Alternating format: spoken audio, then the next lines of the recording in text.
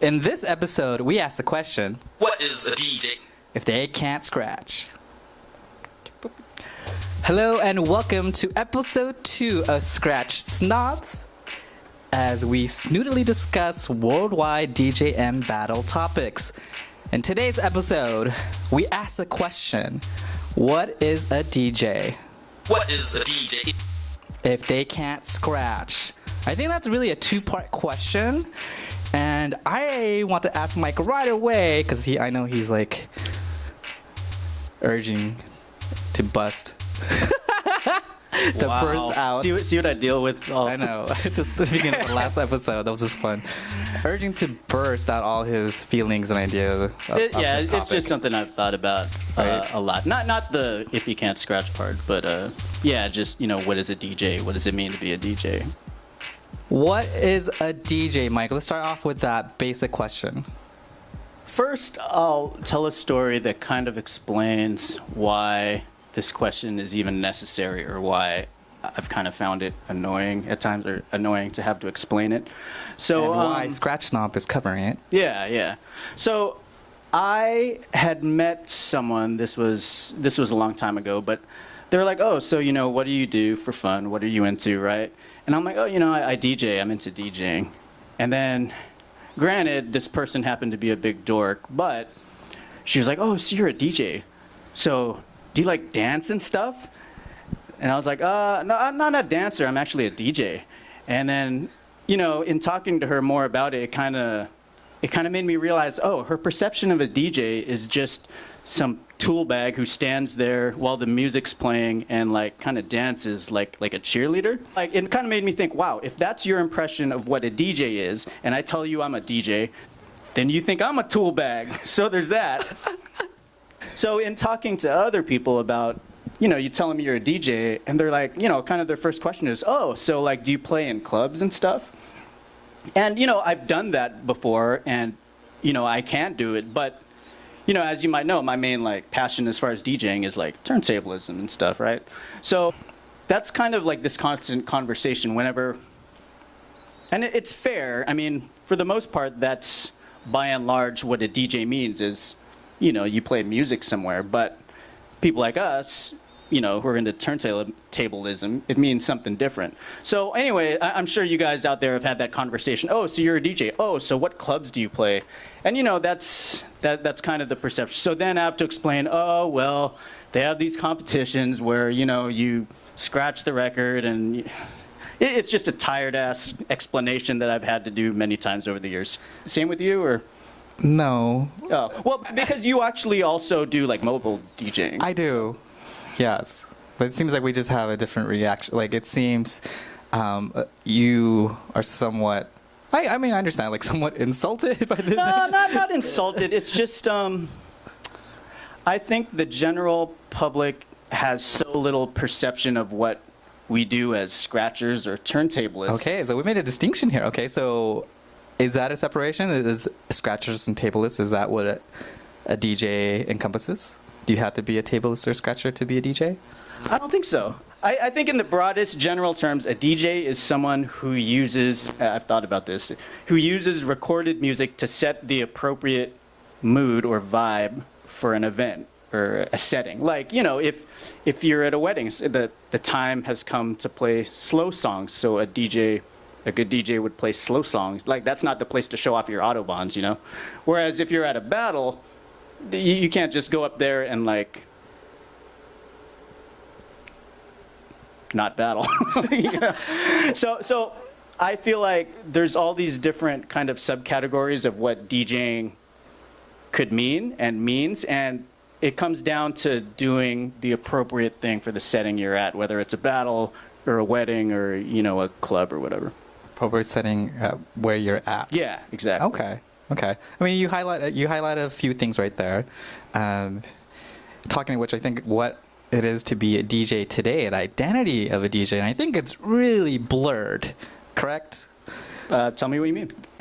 Well, as far as, again, you said what most people, so general public, as far as what a perception of what a DJ is. They would think, I think today, maybe Hardwell, Avicii, Calvin Harris, like those big name, Tiesto, like these are DJs. I'm sure a lot of them do, because I don't follow their work very much, but a lot of them are known for their production as well. Yeah, right. Right? And so I believe they may be more producer first than a DJ. DJs. And then there are also specialists who like finger drum. And that is kind of encompassing kind of like a part of DJing as well. Of course, the long blenders, and then, you know, a little niche pocket of turntables and scratchers, like, you know, all kind of umbrella, and it's a kind of a cross blur of what a true traditional DJ is. Yeah, kind of piggybacking on that. Like, a lot of times, some of us might wonder why someone is DJing, but really they're not DJing. They're just playing some music they made and then, like, tool bagging in the background, right? But an explanation I got from my friend Chops is that, you know, if you're a musician, you have to perform live somehow, and if you don't have any way to really perform live, then a lot of what these guys do, these producers, they quote-unquote DJ, basically play the music they produced, and that's how you get the guys who are just dancing in the background. So again, going more deeper into like today, what identity of today's DJing. So we know it's a two-part question. What is a DJ? And I don't think we actually clearly answered that, right? Truly, what is a DJ? Someone who crowd control, someone who could rock a party? Is that like a bare minimum skill set that a DJ I would think is, it's and what they do? I think it's someone who plays recorded music to set the appropriate vibe or mood at an event. Okay. And I said that before, sorry, but it's because I thought of it already. But I think that captures everything, right? Like whether you're at a wedding playing slow songs or whether you're at a, what's that sound? I think that conversation right there, there's a slight distinction between that as far as a DJ and what they could get away with. Because like as far as if you know, if you're a service, I mean like if you're a mobile DJ service, you'll cater to a certain clientele and a mood or setting, versus if you are a brand, like they an hire you for artist. you as an Yeah. artist, and you just do you. You Yeah, know? that's it. Yeah, you're right about that. You know, again, this is a two-part question. You know, we did answer it to the bare minimum. Someone who sets the mood as far as music, right? Control the crowd through their music. And the second part of it would be if they can't scratch. I think this might sound very unscratch snobby, but I think you can be a DJ just fine if you don't scratch, because there were DJs before Theodore invented scratching, so can't tell me otherwise. And I actually agree with you here. Oh, wow. Did you a not rarity. think I would? But I would just say this. If you're another DJ and you don't scratch, we probably don't have much to talk about. Dang, stop. Stop using that word turntablist, though. I'll say that. That wasn't meant for you. Oh, I'm sorry? Turntablist. If you don't scratch, stop using the word turntablist. That wasn't meant for you. Oh, so if you don't scratch, you have to. What if you juggle and don't scratch? You know what I mean. Okay. Well, it's all semantics, right? It is totally all semantics. If you don't scratch or beat juggle, stop calling yourself a turntablist. It's not the same thing as DJ. That bugs me. That's just me. Right. As a tableist, you would definitely be either strong in one of those two components, right? And all you writers out there, if someone's a DJ, call him a DJ. Don't call him a turntablist. That bugs me. Is that just me? There you go. Mike C's rant of the day. I'm done. What do you think is like the one bare minimum skill that you need to be a good quality DJ, an effective DJ? I think it is reading the situation you're at. Again, whether it's a wedding or a club or a battle, you have to read the setting, the situation you're at. You have to read the people who are there, and you have to select what you do accordingly. So crowd reading, Yeah. which is a very difficult art. So for all those beginner DJs, don't get stuck with a Serato face or tractor face and stuck on your laptop.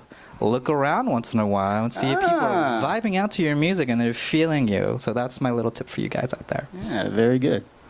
My thoughts on this question, it's really connected. The crowd reading, I think if you don't have any other skills as far as mixing or scratching, if you have this one skill set, you'll be a very, very effective DJ. Yeah, everyone will go home and say, man, that DJ was dope. Like, even if you're just playing 2 iPods, right? Right. Or picking Spotify songs. Yeah, right? It's all about music selection.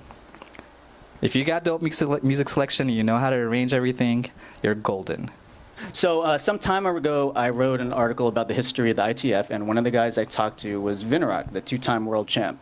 And one of the quotes he shared, and I'm paraphrasing, was, you have to, when you're doing music, DJing, you have to connect with the crowd. So that means looking at the crowd, maybe a little bit making a judgment about them. What would they like to hear? What would they like to see me do, whether it's at a battle or a club? I keep saying whether it's a battle, a club, wedding, or whatever, because it's true. At whatever setting you're at, you need to figure out, who are these people? What would they like to see from me? What would they like to hear? You got to choose accordingly what you can do to rock the crowd to make them happy. And then you got to bust, and then you got to execute it. I think connected to what Mike's talking about is like knowing your identity. If you're a battle DJ, just go rock it and do your thing. If you're a mobile DJ, study your craft, study your clients, and do what they'll make them happy. And understand the business. So understand your identity as a DJ and what your role is. Exactly. An analogy I use a lot to kind of distinguish between different kinds of DJing is, it's like there's different kinds of painters. If you tell someone, I paint, that could mean a couple different things at least. Like an analogy I use, there are people who paint houses for a living, and a lot of people need their houses painted. So if you want to make a living as a painter, that's probably a good way to go about it. But there are other painters who are kind of analogous to what we do as scratchers, where it's not that practical, but we like scratching. And likewise, some painters don't want to paint a house. They're like the Picasso type or the Van Gogh type. Hopefully that doesn't mean we'll all end up cutting off our ears, but you see what I mean about the different kinds of painters versus the different kinds of DJs. Right.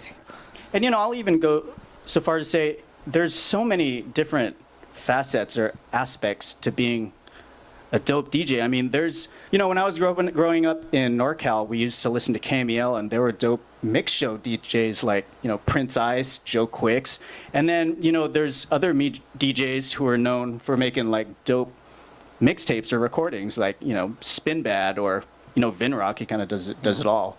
Yeah, and then you got like recorded composition type DJs like Kid Koala, who also performs live, but that's another aspect to DJing. So there's all kinds of different lanes to DJing, and I'd say pick your lane. Very nice, very nice. Final thoughts before we wrap up the show. Man, that was a whole show already. Yeah, that's a lot of content. I'm good. You got anything?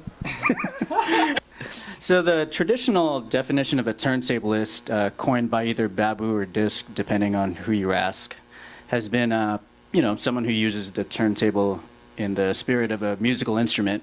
And I guess if I had to clarify that further, I'd say someone who uses the turntable to manipulate previously recorded sounds into a new piece of music. I had to write that down because I, said it so well. A new piece of art as well, right? New piece of art, yeah. Piece of music, piece of art, sound art, music. Wasn't that beautiful? So that, ladies and gentlemen, Mike C. Please comment and share your thoughts down below. We'd love to hear what you think, your definition of what a DJ is, what a good DJ is, what a scratcher is, what a table list is. Yeah. All that good stuff. And the reason we're doing this, it's cool talking to AkikoLUV because we discuss our opinions with each other, and sometimes we argue, and sometimes we change each other's minds and learn from each other.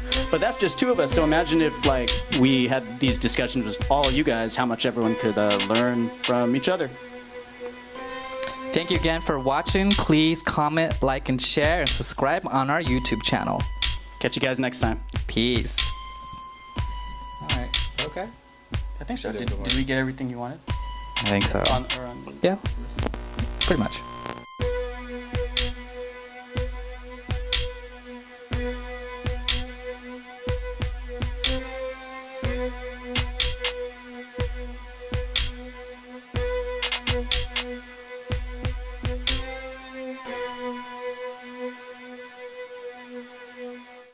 I've got to tease in the next episode. We're going to debut battle vlogs. Going to be following Mike C and myself on our personal journey of next year on our battle ambitions. We'll see how much he shares. I'm planning to share quite a bit, and so stay tuned for that.